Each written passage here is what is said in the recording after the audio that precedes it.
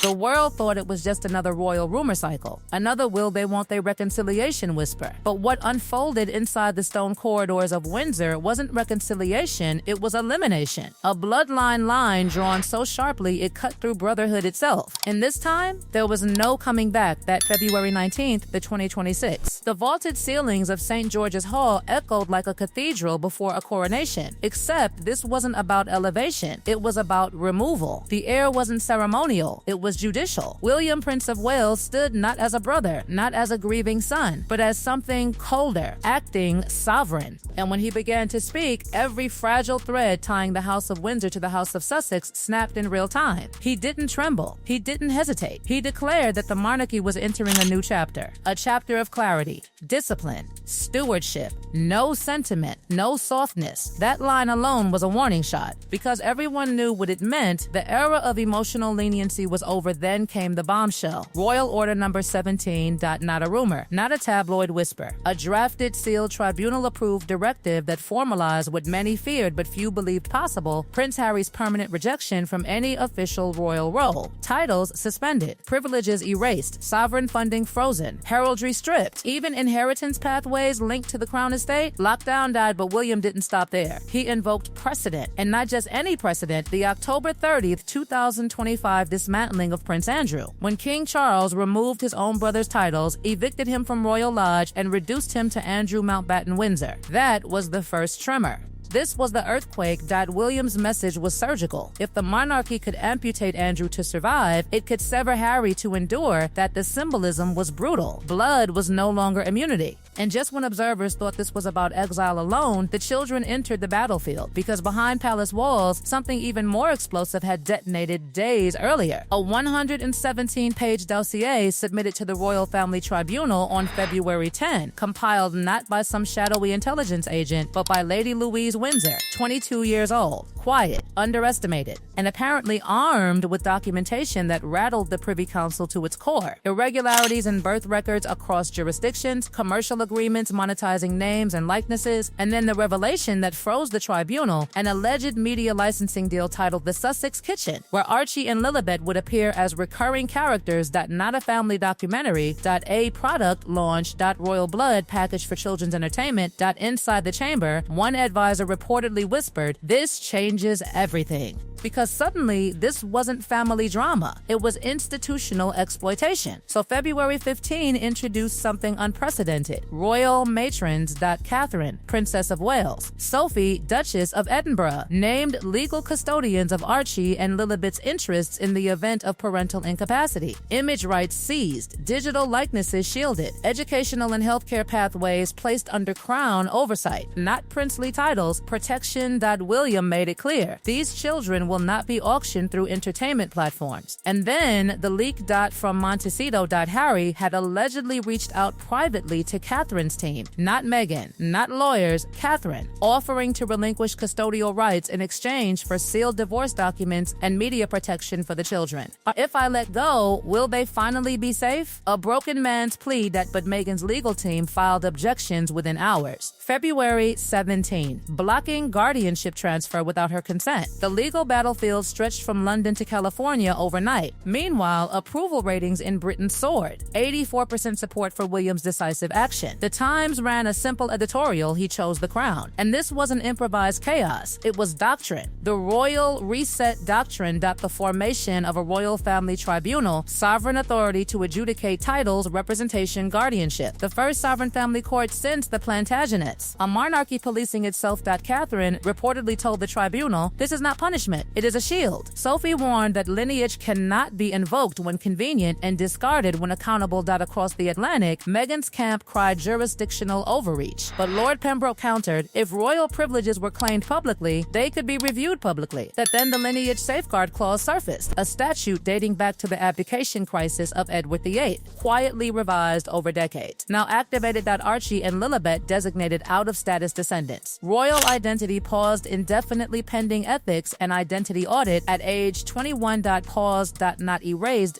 Pause. The public reaction fractured. British commentators praised discipline. American outlets questioned overreach. But the monarchy did not blink. Financial tremors began rumbling in Montecito. Reports of overdue property taxes, Netflix early exit clauses, archwill donor erosion, even alleged emergency financing outreach decline. Meanwhile, a final phone call between brothers reportedly ended in silence. William telling Harry he was letting him go because Harry refused to let go of what broke them. Institutional, not personal. Then the House disciplinary mandate sealed the narrative. Harry officially classified as a non-participating former royal. Petition for re-entry archived with prejudice, meaning it can never be resubmitted. No backdoor. No future appeal. And the final image that haunted watchers? The royal family website updated. Under the family portrait, 2 names missing. Archie. Lilibet, a gray digital footnote, status updated in accordance with Royal Custodial Tribunal, ruling 2026. No commentary, no outrage, just a date. And that's the part that hits hardest. Not the speeches, not the legal jargon, not even the custody drama.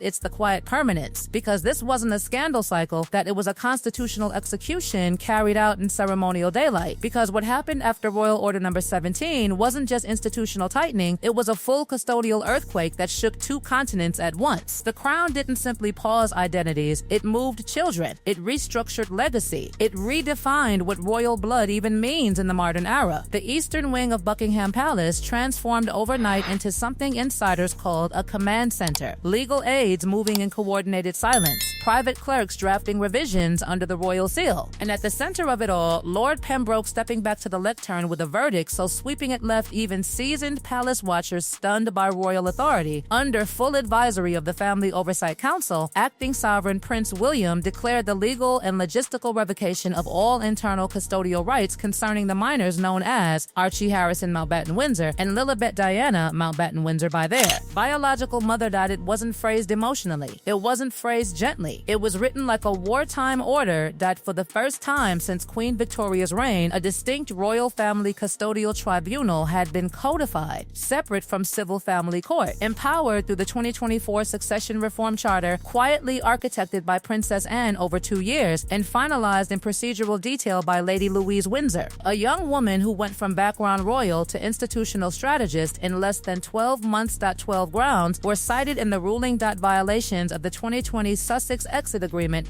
For profit use of children's titles, strategic misinformation in public disclosures. Metadata analysis of altered holiday cards. Commercial scheduling conflicts linked to pediatric appointments. Internal streaming memos referencing family footage during private medical timelines. The language of the report was clinical, but the implication was explosive. Their identities have been weaponized. Their privacy sold for leverage. This ruling is not vengeance. It is rescue. And in a twist that shattered expectations, Prince Harry did not contest that sources close to the Crown Guardianship Office confirmed he signed what was described as an emotional non-objection agreement. One condition only: the children would not be relocated to palace grounds, not Windsor, not Kensington, not Buckingham. Instead, a neutral Crown-managed estate in Kent, formerly used by Princess Margaret's staff decades ago. Quiet, removed from ceremony, staffed by non-aristocratic caretakers trained in trauma-informed child development. That Princess Catherine was designated Guardian General of Royal Minors. Spiritual oversight, ceremonial protection, but no daily physical intrusion. That this is not a palace, she reportedly said privately. It is peace.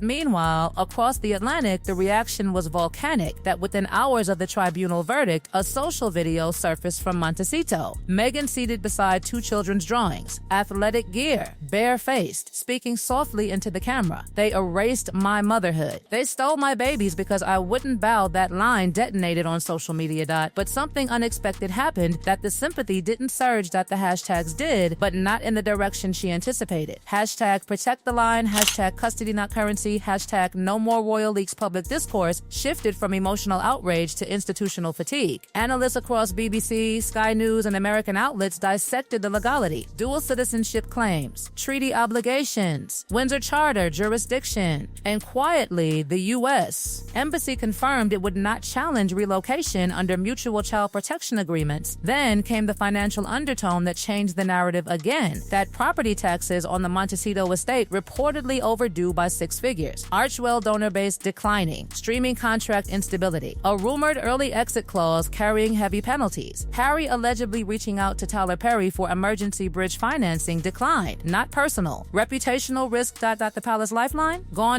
Queen Camilla reportedly aligned fully with Charles and William, and Edward, Sophie unified. A formation insiders called the Windsor Blockade. No back-channel reconciliation, no diplomatic protection reinstatement, no archive access, no line of succession registry inclusion. Then the nuclear whisper, a preliminary memoir deal titled "The Crown Kept My Children." Legal analyst warned it could trigger breach clauses from 2020 non-disparagement agreements. Palace lawyers reportedly reviewing potential injunction strategies even before manuscript delivery. But perhaps the most haunting development wasn't legal. It was personal. 2 days after the tribunal ruling, aides discovered an unsigned handwritten letter in Montecito, addressed simply, "My children." The ink smudged at one corner. "I loved you before titles. I love you now without them. One day you'll understand why I stepped back. I hope you forgive me for what I couldn't stop.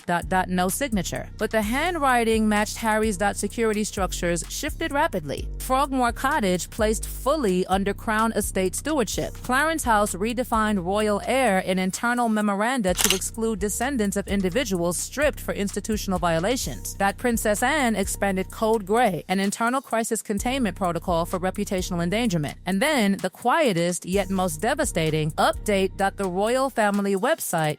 Under the family section, beneath King Charles, William, Catherine, George, Charlotte, Louis. 2 names removed. Archie. Lilibet.